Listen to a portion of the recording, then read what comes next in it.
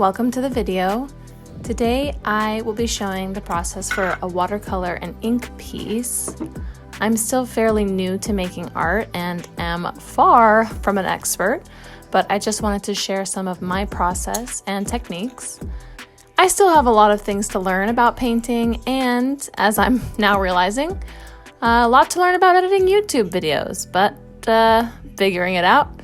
And I just love watching other artists on YouTube. It just gives me life. And I thought, hey, I could try that.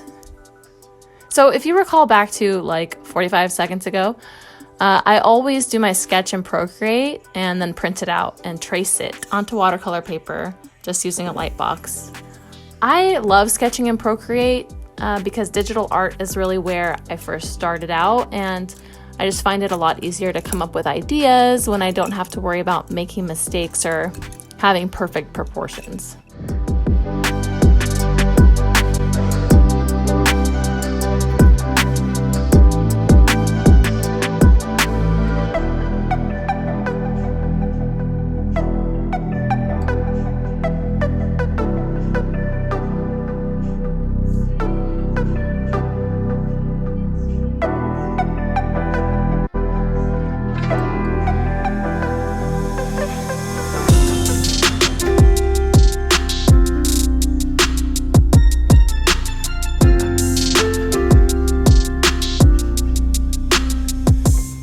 I always start by painting the skin tone. I start with light layers just to lay down some color and just keep building it up as I go, slowly adding blush, shadows, details. I have a bit of a fear of commitment when it comes to paint. Well, when it comes to love too, but with paint, I think it's because I have done so much digital art and, on Procreate, Control Undo is your very best friend.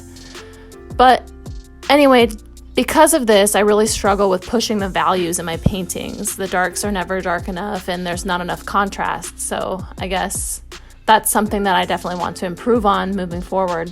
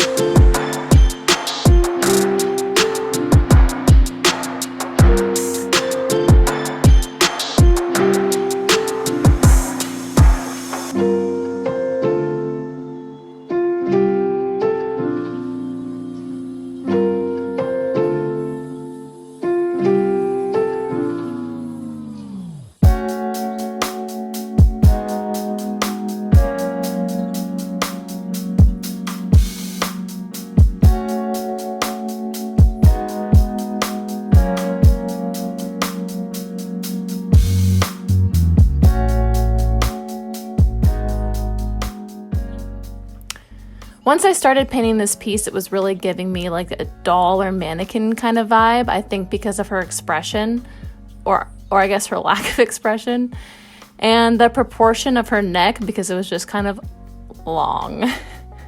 And that's not really what I was going for originally, but I kind of started to embrace it at some point. Kind of gave it like an eerie doll feel. I don't know. I'm just gonna go with it.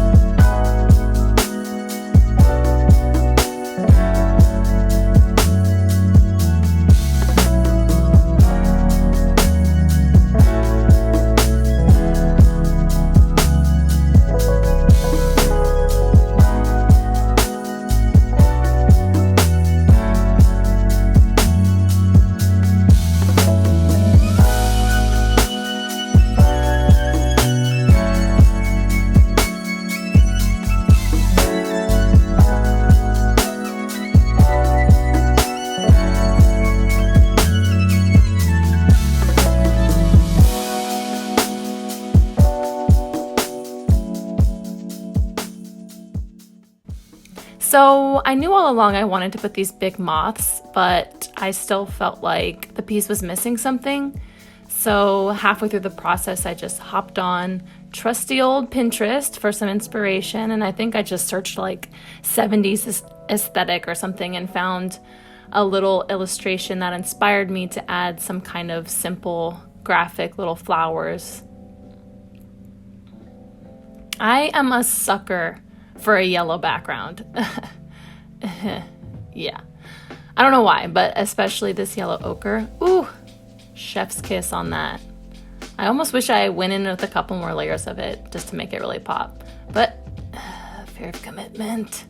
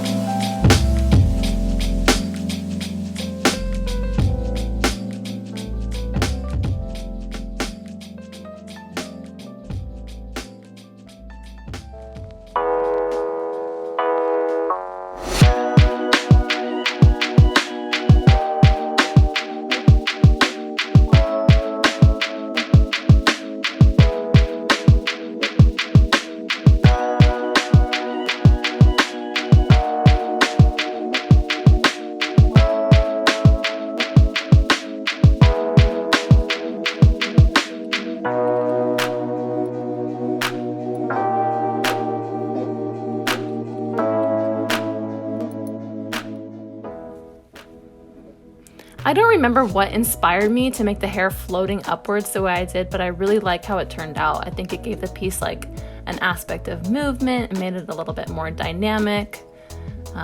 When I paint hair, I'm never really going for super realistic. I just do a bunch of layers. Like I think for this piece, I probably did like 5 layers on the hair, but each time I go in with a darker, thinner line until it starts to look like hair. And then I'll leave some of the white on the paper for highlights.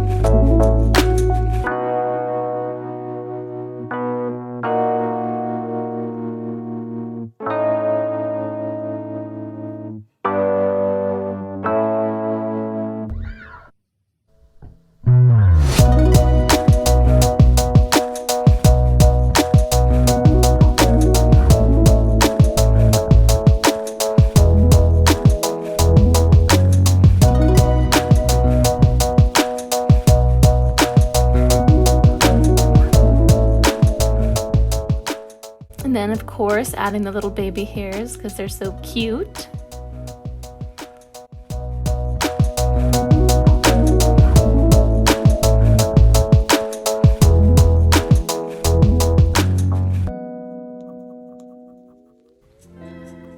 Finally, it was time to take the masking fluid off, and it was so satisfying.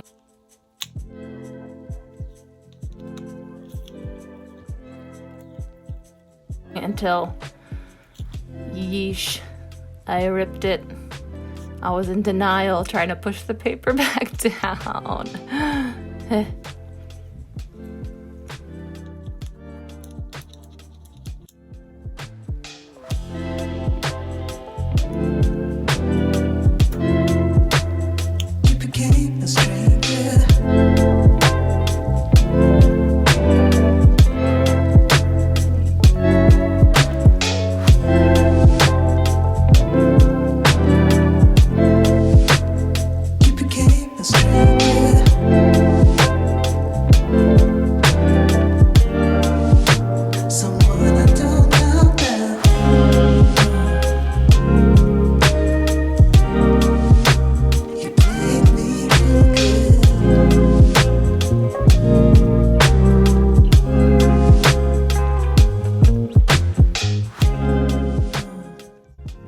I guess my first vision of this piece was gonna involve colorful moths, but once I got to that stage, there was already a lot of colors going on, and I thought instead I would do like a cute, simplistic black and white to kind of contrast with the rest of the painting, and I went in with some ink. I think it actually turned out pretty good.